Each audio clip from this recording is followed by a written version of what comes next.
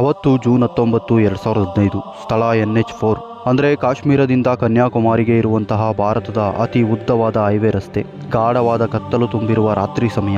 ಆಗಾಗ ಗಾಡಿಗಳು ಬಂದು ಅದರ ಬೆಳಕಿನಿಂದ ಮಾತ್ರ ಆ ಕಪ್ಪು ರಸ್ತೆ ಕಾಣಿಸ್ತಾ ಇತ್ತು. ಇಂತಹ ಸಮಯದಲ್ಲಿ ಸಿಕ್ಕಾಪಟ್ಟೆ ಸ್ಪೀಡ್ ಆಗಿ ತಿರುನೆಲ್ವೆಲ್ಲಿಯಿಂದ ಮದುರೈಗೆ ಒಂದು ಟಾಟಾ ಸುಮೋ ಹೋಗ್ತಾ ಇತ್ತು. ಓವರ್ ಸ್ಪೀಡ್ ನಲ್ಲಿ ಬರ್ತಾ ಇದ್ದಿದ್ರಿಂದ ಮುಂದೆ ಒಂದು ತಿರುವಿನಲ್ಲಿ ನಿಯಂತ್ರಣ ತಪ್ಪಿ ಆ ಕಾರು ಮರಕ್ಕೆ ಡಿಕ್ಕಿ ಹೊಡೆಯುತ್ತೆ. ಕಾರ್ ತುಂಬಾನೇ ಡ್ಯಾಮೇಜ್ ಆದ್ರೂ ಕೂಡ ಕಾರಿನ ಒಳಗಿದ್ದವರೆಲ್ಲ ಬದುಕುಳಿದಿದ್ರು. ಆದರೆ ಒಬ್ಬ ವ್ಯಕ್ತಿ ಮಾತ್ರ ಕಿರ್ಚ್ಕೊಳ್ಳೋದಕ್ಕೆ ಶುರು ಮಾಡ್ದ. ನನ್ನ ಕೈ ಮುರಿದು ಹೋಗಿದೆ ಅಂತ ಆತ ಅಳೋದಕ್ಕೆ ಶುರು ಮಾಡ್ದ. ಬಹುಶಃ ಅವನ ಕೈಯಲ್ಲಿದ್ದಂತಹ ಮೂಳೆ ಮುರಿದು ಹೋಗಿರುವ ಸಾಧ್ಯತೆ ಇತ್ತು. ತಕ್ಷಣ ಅವರೆಲ್ಲ ಒಂದು ದೊಡ್ಡ ಲಾರಿಗೆ ಕೈ ತೋರಿಸಿದ್ರು. ಲಾರಿಯಲ್ಲಿದ್ದವರು ಕೆಳಗಿಳಿದು ಕಾರಿನ ಪರಿಸ್ಥಿತಿಯನ್ನ ನೋಡಿ ಅವರೆಲ್ಲರನ್ನ ಲಾರಿಯಲ್ಲಿ ಕೂರಿಸಿಕೊಂಡು ಮದುರೈ ಕಡೆಗೆ ಹೊರಡ್ತಾರೆ. ಸೂರ್ಯೋದಯ ಆಗೋದ್ರೊಳಗೆ ಕಾರಿನಲ್ಲಿದ್ದವರೆಲ್ಲ ಮದುರೈ ತಲುಪಬೇಕು ಅನ್ನುವಂತಹ ಯೋಜನೆಯನ್ನ ಹಾಕೊಂಡಿದ್ರು. ಅದೇ ರೀತಿ ಮರುದಿನ ಅವರು ಆ ಲಾರಿಯಲ್ಲಿಯೇ ಮದುರೈಯನ್ನ ತಲುಪಿದ್ರು. ಈ ಘಟನೆ ನಡೆದಂತಹ ಮಾರನೇ ದಿನ ಲೋಕಲ್ ಪೊಲೀಸ್ ಆಕ್ಸಿಡೆಂಟ್ ಆಗಿ ಬಿದ್ದಿದ್ದಂತಹ ಕಾರಿನ ಸ್ಥಿತಿಯನ್ನ ನೋಡಿ ಹತ್ತಿರದ ಆಸ್ಪತ್ರೆಯಲ್ಲಿ ಯಾರಾದ್ರೂ ಚಿಕಿತ್ಸೆ ತೆಗೆದುಕೊಂಡಿದ್ದಾರಾ ಅಂತ ಚೆಕ್ ಮಾಡ್ತಾರೆ. ಆದ್ರೆ ಯಾವುದೇ ಆಕ್ಸಿಡೆಂಟ್ ಕೇಸ್ ದಾಖಲಾಗಿಲ್ಲ ಅಂತ ಗೊತ್ತಾದ ಮೇಲೆ ಅವರೆಲ್ಲರೂ ಶಾಕ್ ಆಗಿದ್ರು. ನಂತರ ಕಾರಿನ ಡೀಟೇಲ್ಸ್ ಅನ್ನ ಚೆಕ್ ಮಾಡ್ತಾರೆ. ಆದ್ರೆ ಅದರಿಂದಾನೂ ಕೂಡ ಯಾವುದೇ ಸುಳಿವು ಸಿಗೋದಿಲ್ಲ.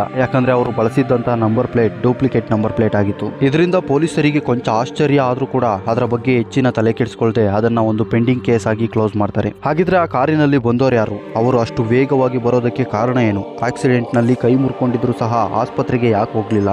ಆ ಲಾರಿಯಲ್ಲಿದ್ದವರು ಸಹ ಆಸ್ಪತ್ರೆಗೆ ಸೇರಿಸದೆ ಅವರನ್ನು ಮದುರೈ ತಲುಪಿಸಿದ್ದೇಕೆ? ಈ ಎಲ್ಲ ಪ್ರಶ್ನೆಗಳಿಗೆ ಉತ್ತರದ ಜೊತೆಗೆ ಪೊಲೀಸರನ್ನೇ ಬೆಚ್ಚಿ ಬೀಳಿಸಿದ ಈ ವಿಶೇಷ ಪ್ರಕರಣದ ಬಗ್ಗೆ ಈ ವಿಡಿಯೋದಲ್ಲಿ ತಿಳಿದುಕೊಳ್ಳೋಣ.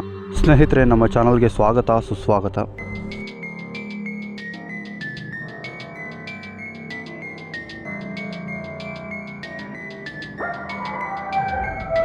ಮದುರೈ ತಲುಪಿದ ಕೆಲವು ದಿನಗಳ ನಂತರ ಆ ಕಾರ್ನಲ್ಲಿ ಬಂದವರು ಒಬ್ಬ ವ್ಯಕ್ತಿಗೆ ಕಾಲ್ ಮಾಡ್ತಾರೆ. ಆ ಕಡೆಯಿಂದ ಆ ವ್ಯಕ್ತಿ ಬೈಯೋದಕ್ಕೆ ಶುರು ಮಾಡ್ತಾನೆ. ನೀವು ಏನ್ ಮಾಡ್ತಿರೋ ಹೇಗ್ ಮಾಡ್ತಿರೋ ಗೊತ್ತಿಲ್ಲ, ಕೈ ಮಾತ್ರ ಮುರಿದಿದೆ, ಬೇರೇನೂ ಆಗಿಲ್ಲ.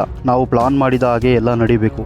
ಇಲ್ಲಿ ಲಂಡನ್ ನಲ್ಲಿ ಆ ಕೈಯನ್ನ ಸರಿಪಡಿಸಬಹುದು ಅಂತ ಕೋಪದಿಂದ ಹೇಳ್ತಾನೆ. ಇಲ್ಲಿ ನೀವು ಆ ವ್ಯಕ್ತಿ ಆಕ್ಸಿಡೆಂಟ್ ನಲ್ಲಿ ಕೈ ಮುರಿದುಕೊಂಡಿರೋದಕ್ಕೆ ಕೋಪಗೊಂಡಿರಬಹುದು ಅಂತ ಅನ್ಕೊಳ್ಬಹುದು. ಆದ್ರೆ ಅವನು ಕೋಪಗೊಂಡಿರೋದು ಆ ಕಾರಣಕ್ಕಲ್ಲ. ಜೂನ್ 18, 2005 ಅಂದ್ರೆ ಆಕ್ಸಿಡೆಂಟ್ ನಡೆಯುವಂತಹ ಹಿಂದಿನ ದಿನ ತಿರುನೆಲ್ವೆಲ್ಲಿ ಜಿಲ್ಲೆಯ ಪಳವೂರು ಅನ್ನುವಂತಹ ಗ್ರಾಮದಲ್ಲಿ ಜನ ಆ ದಿನಪೂರ್ತಿ ದುಡಿದು ಸುಸ್ತಾಗಿದ್ದರಿಂದ ಗಾಢ ನಿದ್ರೆಯಲ್ಲಿದ್ರು. ಸರಿಯಾಗಿ ಅರ್ಧರಾತ್ರಿಯ ಸಮಯದಲ್ಲಿ ಆ ಕತ್ತಲೆಯೊಳಗಿಂದ ಕೆಲವು ಆಕೃತಿಗಳು ಊರಿಗೆ ಬಂದವು. ಸ್ವಲ್ಪಾನು ಶಬ್ದ ಮಾಡದೆ ಕಳ್ಳ ಬೆಕ್ಕಿನ ಹಾಗೆ ಆ ಗ್ರಾಮದಲ್ಲಿದ್ದಂತಹ ನರಂಬುನಾಥರ್ ದೇವಾಲಯದತ್ತ ಆ ಆಕೃತಿಗಳು ಪ್ರವೇಶ ಪಡೆದವು. ಅದು 6ನೇ ಶತಮಾನದಲ್ಲಿ ನಿರ್ಮಿಸಲಾಗಿದ್ದಂತಹ ಅದ್ಭುತ ದೇವಾಲಯ. ಅದರ ಗೋಡೆಯನ್ನ ಹಾರಿ ಗರ್ಭಗುಡಿಯತ್ತ ಬಂದು ಒಂದು ಲೋಹದ ಸಾಧನದಿಂದ ಅದರ ಬೀಗವನ್ನ ಕತ್ತರಿಸೋದಕ್ಕೆ ಆರಂಭಿಸಿದ್ರು. ಸಾಕಷ್ಟು ಸಮಯಗಳ ಪ್ರಯತ್ನದ ನಂತರ ಬಾಗಿಲನ್ನ ಒಡೆದು ಆ ಗುಂಪು ಒಟ್ಟು 12 ಪುರಾತನ ದೇವರ ವಿಗ್ರಹಗಳನ್ನು ತೆಗೆದುಕೊಂಡು ಕಡೆಯದಾಗಿ ಆನಂದ ನಟರಾಜನ ಮೂರ್ತಿಯ ಕಡೆಗೆ ಬರುತ್ತಾರೆ. ಅದು ಬಹಳ ದೊಡ್ಡದಾದ ಮೂರ್ತಿ ಆದ್ದರಿಂದ ಅಷ್ಟೊಂದು ಸುಲಭವಾಗಿ ಎತ್ತೋದಕ್ಕೆ ಸಾಧ್ಯ ಆಗಲಿಲ್ಲ.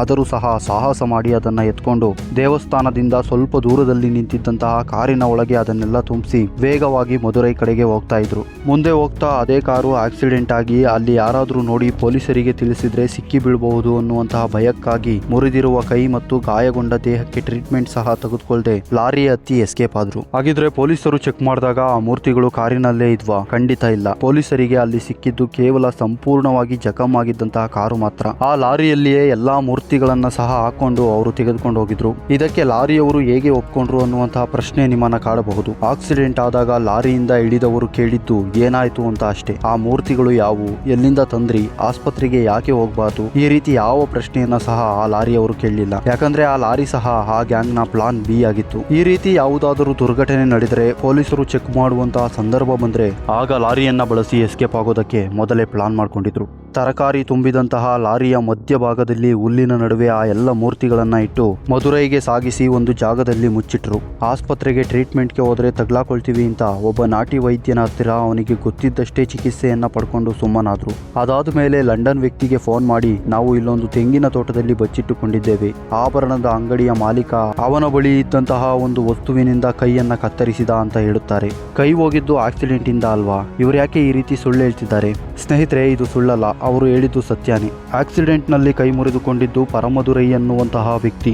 ಆದರೆ ಇಲ್ಲಿ ಇವರು ಕತ್ತರಿಸಿರುವ ಕೈ ಆ ದೇವಾಲಯದಿಂದ ತಂದಂತಹ ನಟರಾಜನ ಮೂರ್ತಿಯದ್ದು. ಸಾಮಾನ್ಯವಾಗಿ ಈ ರೀತಿ ದೇವಾಲಯದ ಮೂರ್ತಿಗಳನ್ನು ಕದಿಯೋದು ಅವು ಆಂಟಿಕ್ ಪೀಸ್, ಅವುಗಳ ಬೆಲೆ ವಿದೇಶಿ ಮಾರುಕಟ್ಟೆಯಲ್ಲಿ ಹೆಚ್ಚಾಗಿರುತ್ತೆ ಅನ್ನೋ ಕಾರಣಕ್ಕಾಗಿ. ಆದರೆ ಅದರ ಕೈಯನ್ನೇ ಕತ್ತರಿಸಿ ಬಿಟ್ರೆ ಯಾರು ತಗೋತಾರೆ ಅನ್ನುವ ಅನುಮಾನ ಮೂಡುವುದು ಸಹಜ.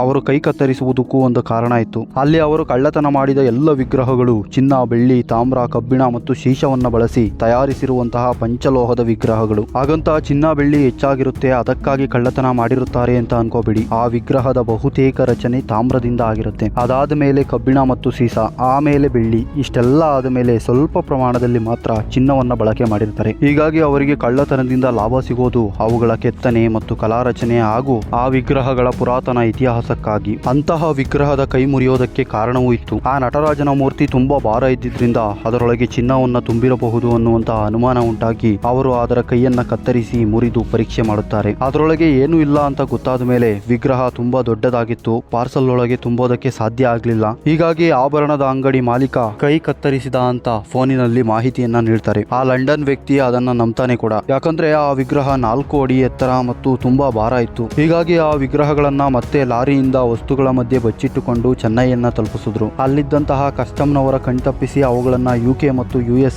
ನೇರವಾಗಿ ಕಳಿಸೋದಕ್ಕೆ ಸಾಧ್ಯ ಇರಲಿಲ್ಲ. ಹೀಗಾಗಿ ಆ ಲಂಡನ್ ವ್ಯಕ್ತಿ ಸಂಜೀವಿ ಅಶೋಕನ್ ಮಾಲೀಕತ್ವದಲ್ಲಿ ಇದ್ದಂತಹ ಎಕ್ಸ್ಪೋರ್ಟ್ ಕಂಪನಿಯ ಮೂಲಕ ಅವು ತೋಟ ಮತ್ತು ಮನೆಗಳ ಅಲಂಕಾರಕ್ಕಾಗಿ ತಯಾರಿಸಿರುವ ಕೈಗಾರಿಕಾ ವಸ್ತುಗಳು, ಅವುಗಳ ಬೆಲೆ ಕೇವಲ 10 ರಿಂದ 15 ಸಾವಿರ ಅಂತ ನಕಲಿ ಬಿಲ್ ಮತ್ತು ದಾಖಲೆಗಳನ್ನ ಸೃಷ್ಟಿಸುತ್ತಾರೆ. ಆದ್ರೆ ಅವರು ಕದ್ದಂತಹ ನಟರಾಜನ ಮೂರ್ತಿಯ ಅಂದಾಜು ಮೌಲ್ಯ 15 ಕೋಟಿಗಿಂತಲೂ ಹೆಚ್ಚಾಗಿತ್ತು. ಆ ದಾಖಲೆಗಳನ್ನ ಸೃಷ್ಟಿಸಿ ವಿಗ್ರಹಗಳನ್ನ ಹಾಂಗ್ಕಾಂಗ್ಗೆ ಬಂದರಿನ ಮೂಲಕ ಸಮುದ್ರ ಮಾರ್ಗವಾಗಿ ಕಳುಹಿಸುತ್ತಾರೆ. ಹಾಂಗ್ಕಾಂಗ್ ಒಂದು ಇಂಪೋರ್ಟ್ ಮತ್ತು ಎಕ್ಸ್ಪೋರ್ಟ್ ಸೆಂಟರ್. ಹೀಗಾಗಿ ಸುಲಭವಾಗಿ ಅಲ್ಲಿಂದ ವಿಗ್ರಹಗಳನ್ನ ಲಂಡನ್ಗೆ ತಲುಪಿಸುತ್ತಾರೆ. ಲಂಡನ್ ನಲ್ಲಿ ಆ ವಿಗ್ರಹಗಳನ್ನ ನೈಲ್ಸ್ ಪೆರಿಸ್ಮಿತ್ ಅನ್ನುವಂತಹ ವ್ಯಕ್ತಿ ರಿಸೀವ್ ಮಾಡಿಕೊಂಡು ಮುರಿದಿದ್ದ ಅದರ ಕೈಯನ್ನ ಯಾರಿಗೂ ತಿಳಿಯದ ಹಾಗೆ ಜೋಡಿಸಿ ಅದು ಹಲವು ತಲೆಮಾರುಗಳಿಂದ ಯುರೋಪಿನ ಕುಟುಂಬವೊಂದರ ಬಳಿ ಇತ್ತು ಅನ್ನುವಂತಹ ದಾಖಲೆಗಳನ್ನ ಸೃಷ್ಟಿಸಿ ನ್ಯೂಯಾರ್ಕ್ ಸಿಟಿಯಲ್ಲಿ ಇರುವಂತಹ ಆರ್ಟ್ ಆಫ್ ದಿ ಪಾಸ್ಟ್ ಅನ್ನುವಂತಹ ಗ್ಯಾಲರಿಗೆ ಕಳಿಸಿಕೊಡ್ತಾನೆ. ಈ ರೀತಿಯಾಗಿ ನಕಲಿ ದಾಖಲೆಗಳ ಮೂಲಕ ಕಾನೂನುಬದ್ಧವಾಗಿ ಗ್ಯಾಲರಿಯನ್ನ ತಲುಪಿದ ಮೂರ್ತಿಗಳನ್ನ ಭಾರತದ ದೇವಾಲಯಗಳಲ್ಲಿ ವರ್ಷಾನುವರ್ಷಗಳ ಕಾಲ ಪೂಜೆಗೊಂಡು ಜನರ ಭಕ್ತಿಯನ್ನ ಸ್ವೀಕರಿಸಿದ ವಿಗ್ರಹಗಳನ್ನ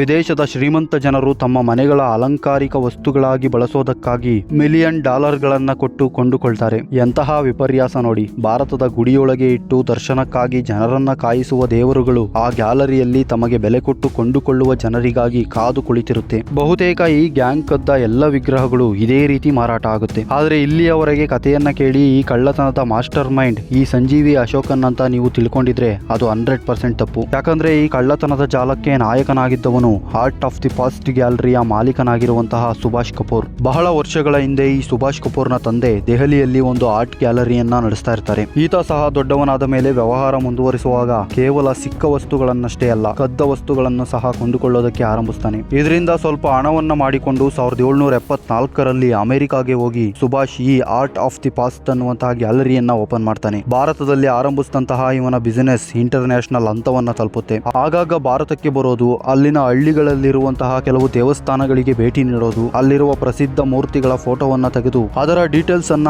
ಆ ದೇವಸ್ಥಾನ ಇರುವ ರಾಜ್ಯದ ಡೀಲರ್ಗೆ ಕೊಟ್ಟು ಕಳ್ಳತನ ಮಾಡಿಸೋದು. ಇದರಿಂದ ಬಂದಂತಹ ಹಣದಲ್ಲಿ ಸಿನಿಮಾದಲ್ಲಿ ತೋರಿಸುವ ಹಾಗೆ ಐಷಾರಾಮಿ ಜೀವನ, ಬೇಕಾದಷ್ಟು ಗರ್ಲ್ ಫ್ರೆಂಡ್ಸ್ಗಳು, ಡ್ರಿಂಕ್ಸ್, ಪಬ್, ಪಾರ್ಟಿ, ಹೀಗೆ 40 ವರ್ಷಗಳ ಕಾಲ ವಿಲಾಸಿ ಜೀವನವನ್ನ ನಡೆಸಿರ್ತಾನೆ. ಭಾರತದ ಪ್ರತಿ ರಾಜ್ಯದಲ್ಲೂ ಕೂಡ ಇವನಿಗೆ ಒಬ್ಬ ಡೀಲರ್ ಇದ್ರು. ಈ ರೀತಿಯಾಗಿ ಇವನಿಗೆ ತಮಿಳುನಾಡಿನಲ್ಲಿ ಇದ್ದಂತಹ ಡೀಲರ್ ಸಂಜೀವಿ ಅಶೋಕನ್. ಇದೆಲ್ಲ ಓಕೆ. ವಿಗ್ರಹಗಳು ಕಳ್ಳತನವಾದ ಮೇಲೆ ಪೊಲೀಸರು ಏನು ಮಾಡ್ಲಿಲ್ವಾ? ಕಳ್ಳತನ ನಡೆದ ನಂತರ ಪೊಲೀಸರು ಒಂದು ಐಡಲ್ ವಿಂಗ್ ಟೀಮ್ ಅನ್ನ ರಚಿಸ್ತಾರೆ. ಈ ಟೀಮ್ ನಲ್ಲಿ ಇದ್ದದ್ದು ಕೇವಲ 10 ಜನ ಪೊಲೀಸ್. ಇನ್ಫ್ಯಾಕ್ಟ್ ಒಂದು ಉಪನಗರದಲ್ಲಿರುವಂತಹ ಪೊಲೀಸ್ ಠಾಣೆಯಲ್ಲೂ ಸಹ ಇದಕ್ಕಿಂತ ಜಾಸ್ತಿ ಜನ ಇರ್ತಾರೆ. ಇದು ನಮ್ಮ ದೇಶದ ಅವ್ಯವಸ್ಥೆ. ಆದ್ರೆ ಇದರಲ್ಲಿ ಒಂದು ಒಳ್ಳೆಯ ವಿಷಯ ಏನಂದ್ರೆ ಇನ್ವೆಸ್ಟಿಗೇಷನ್ಗೆ ಆಯ್ಕೆಯಾದಂತಹ ಆ 2 ಅಧಿಕಾರಿಗಳು, ಮೊದಲನೆಯವರು DSP ಸೆಲ್ವರಾಜ್, ಎರಡನೆಯವರು IGI ಪೊನ್ ಮಣಿಕವೆಲ್. ಇಂತಹ ಹಲವು ಕೇಸ್ಗಳನ್ನ ಬಗೆಹರಿಸಿ ಸಾಕಷ್ಟು ಹೆಸರು ಮಾಡಿದ್ದಂತವರು. ಮೊದಲಿಗೆ ಈ ತಂಡ ಲೋಕಲ್ ಕಳ್ಳರುಗಳನ್ನ ಅರೆಸ್ಟ್ ಮಾಡಿ ವಿಚಾರಣೆ ನಡೆಸುತ್ತೆ. ಈ ರೀತಿಯಾಗಿ ಹಲವು ಜನರನ್ನ ವಿಚಾರಣೆ ನಡೆಸಿದ ನಂತರ ಕಡೆಯಲ್ಲಿ ಪರಮದುರೈ ಸಿಕ್ಕಿ ಬೀಳ್ತಾನೆ. ಈ ವಿಚಾರಣೆಗಳಲ್ಲಿ ಬಹುತೇಕರು ಕದ್ದ ಮೂರ್ತಿಗಳನ್ನ ಸಂಜೀವಿ ಅಶೋಕನ್ ಬಳಿಗೆ ತಲುಪಿಸುತ್ತಿದ್ರು ಅನ್ನುವಂತಹ ಮಾಹಿತಿ ಮೇರೆಗೆ 2009ರಲ್ಲಿ ಕೊಚ್ಚಿಯಲ್ಲಿ ಆತನನ್ನ ಅರೆಸ್ಟ್ ಮಾಡ್ತಾರೆ. ಅವನ ಇಮೇಲ್ ಹಾಗೂ ಕೆಲವು ಡಾಕ್ಯುಮೆಂಟ್ಸ್ ಗಳನ್ನ ಪರಿಶೀಲನೆ ಮಾಡಿದಾಗ ಸುಭಾಷ್ ಕಪೂರ್ ಜೊತೆಗಿನ ಸಂಬಂಧ ಬಯಲಾಗುತ್ತೆ. ಹಲವು ಸಾಕ್ಷಿಗಳನ್ನ ಆತನಿಂದ ಪಡೆದುಕೊಂಡು ನಟರಾಜನ ಮೂರ್ತಿಯನ್ನ ಪತ್ತೆ ಹಚ್ಚಿ ಭಾರತಕ್ಕೆ ಮರಳಿ ತರಿಸಿಕೊಳ್ತಾರೆ. ಕಣ್ಮರೆಯಾದಂತಹ ಸುಭಾಷ್ ಕಪೂರ್ ಕಪೂರನ್ನ 2011 ಅಕ್ಟೋಬರ್ 30ರಂದು ಜರ್ಮನಿಯಲ್ಲಿ ಇಂಟರ್ಪೋಲ್ ಪೊಲೀಸರು ಬಂಧಿಸುತ್ತಾರೆ. ಅವನ ಬಳಿ ಇನ್ನೂ ಉಳಿದುಕೊಂಡಿದ್ದಂತಹ ಹಲವು ವಿಗ್ರಹಗಳಿಗೆ ಅವು ಭಾರತದ್ದೇ ಅನ್ನುವಂತಹ ಸಾಕ್ಷಿಗಳನ್ನ ಒದಗಿಸಿ ವಿದೇಶದಿಂದ 2013ರಲ್ಲಿ ಭಾರತಕ್ಕೆ ತಂದು ಅವುಗಳನ್ನ ಪತ್ತೆ ಹಚ್ಚಿ ಮೂಲ ಗ್ರಾಮಗಳಿಗೆ 2015ರ ಒಳಗಾಗಿ ತಲುಪಿಸಲಾಗುತ್ತೆ. ಆದ್ರೆ ಸುಭಾಷ್ 40 ವರ್ಷಗಳ ಕಾಲ ಇಡೀ ಜಗತ್ತನ್ನೇ ಮೋಸಗೊಳಿಸಿ ಸಾಕಷ್ಟು ಹಣ ಗಳಿಸಿ ಐಷಾರಾಮಿ ಜೀವನವನ್ನ ನಡೆಸಿದ್ದಕ್ಕಾಗಿ ಆತನಿಗೆ ಆದಂತ ಶಿಕ್ಷೆ ಎಷ್ಟು ವರ್ಷ ಗೊತ್ತಾ? ಸುಭಾಷ್ ಕಪೂರ್, ಸಂಜೀವಿ ಅಶೋಕನ್ ಮತ್ತು 5 ಸಹಚರರಿಗೆ 2022 ನವೆಂಬರ್ 1ರಂದು ಕುಂಭಕೋಣಂ ನ್ಯಾಯಾಲಯ ಕೇವಲ 10 ವರ್ಷಗಳ ಕಠಿಣ ಕಾರಾಗೃಹ ಶಿಕ್ಷೆಯನ್ನ ವಿಧಿಸಿದೆ. ಪ್ರಸ್ತುತ ಸುಭಾಷ್ ತಿರುಚಿ ಸೆಂಟ್ರಲ್ ಜೈಲಿನಲ್ಲಿ ಮುದ್ದೆ ಮುರಿಯುತ್ತಿದ್ದಾನೆ. ಈ ಪ್ರಕರಣದಲ್ಲಿ ಗಮನಿಸಬೇಕಾದಂತಹ ಪ್ರಮುಖ ಮಾಹಿತಿಗಳನ್ನ ಹೇಳೋದಕ್ಕೆ ಮುಂಚೆ ವಿಡಿಯೋವನ್ನ ಇಲ್ಲಿವರೆಗೂ ನೋಡಿದ್ದೀರಾ ಅಂದ್ರೆ ಇಷ್ಟ ಆಗಿರಲೇಬೇಕು. ಒಂದು ಲೈಕ್ ನೀಡಿ ನಮ್ಮ ಚಾನಲ್ಗೆ ಸಬ್ಸ್ಕ್ರೈಬ್ ಆಗಿ. ಸ್ನೇಹಿತರೆ, ಪೊಲೀಸರು ಸುಭಾಷ್ ಕಪೂರ್ ರನ್ನ ಬಂಧಿಸಿದ ನಂತರ ಅವನ ಸೀಕ್ರೆಟ್ ಗೋಡನ್ ನಲ್ಲಿ ಅಳಿದುಳಿದಿದ್ದಂತಹ ವಿಗ್ರಹಗಳನ್ನ ವಶಪಡಿಸಿಕೊಂಡಿದ್ರು. ಅವುಗಳ ಮೌಲ್ಯ $100 ಮಿಲಿಯನ್. ಅಂದ್ರೆ ನಮ್ಮ ಭಾರತದ ಲೆಕ್ಕಾಚಾರದಲ್ಲಿ ಹೇಳುವುದಾದರೆ 800 ಕೋಟಿ. ಹಾಗಿದ್ರೆ ಅವನು ಲೂಟಿ ಮಾಡಿ ಮಾರಿದ್ದು ಎಷ್ಟು ಕೋಟಿಗಟ್ಟಲೆ ಹಣ ಇರಬೇಕು ಅನ್ನುವಂತಹ ಯೋಚನೆಯನ್ನ ಮಾಡಿ. ಒಂದು ಅಂದಾಜು ಮಾಹಿತಿಯ ಪ್ರಕಾರ 2600ಕ್ಕೂ ಹೆಚ್ಚು ವಿಗ್ರಹಗಳನ್ನ ಕದ್ದು ಮಾರಾಟ ಮಾಡಿದ್ದ ಅಂತ ಹೇಳಲಾಗುತ್ತೆ. ಅದರಲ್ಲಿ ನಾವು ವಿಡಿಯೋದಲ್ಲಿ ಡಿಸ್ಕಸ್ ಮಾಡಿರುವ ಪಳವೂರು ಒಂದು ಭಾಗ ಮಾತ್ರ ಅಷ್ಟೇ. ಹೀಗಾಗಿ ಭಾರತದ ಎಷ್ಟೋ ವಿಗ್ರಹಗಳು ವಿದೇಶದ ಮ್ಯೂಸಿಯಂಗಳಲ್ಲಿ ಹಾಗೂ ವಿದೇಶದಲ್ಲಿರುವ ಶ್ರೀಮಂತರ ಮನೆಗಳಲ್ಲಿ ಅಲಂಕಾರಿಕ ವಸ್ತುಗಳಾಗಿ ಇವತ್ತಿಗೂ ಸಹ ಇವೆ ಅನ್ನೋದು ಕಹಿ ಸತ್ಯ. ಸುಭಾಷ್ ಕಪೂರ್ನ ಈ ಕಳ್ಳತನಗಳಿಗೆ ಸಹಾಯ ಮಾಡಿದಂತಹ ಎಷ್ಟೋ ಜನ ಭ್ರಷ್ಟ ಅಧಿಕಾರಿಗಳು, ಡೀಲರ್ಗಳು, ಕದೀಮ ಗ್ಯಾಂಗ್ಗಳು ಹಾಗೂ ರಾಜಕಾರಣಿಗಳು ನಮ್ಮ ನಿಮ್ಮಗಳ ಮಧ್ಯೆ ಇನ್ನೂ ಸಹ ಇದ್ದಾರೆ. ಈ ಇಂಟ್ರೆಸ್ಟಿಂಗ್ ಕತೆ ನಿಮಗೆ ಏನನ್ನಿಸ್ತು ಕಮೆಂಟ್ ಮಾಡಿ. ಮತ್ತೊಂದು ರೋಚಕ ಕಥೆಯ ಜೊತೆಗೆ ಮುಂದಿನ ವಿಡಿಯೋದಲ್ಲಿ ಭೇಟಿಯಾಗೋಣ.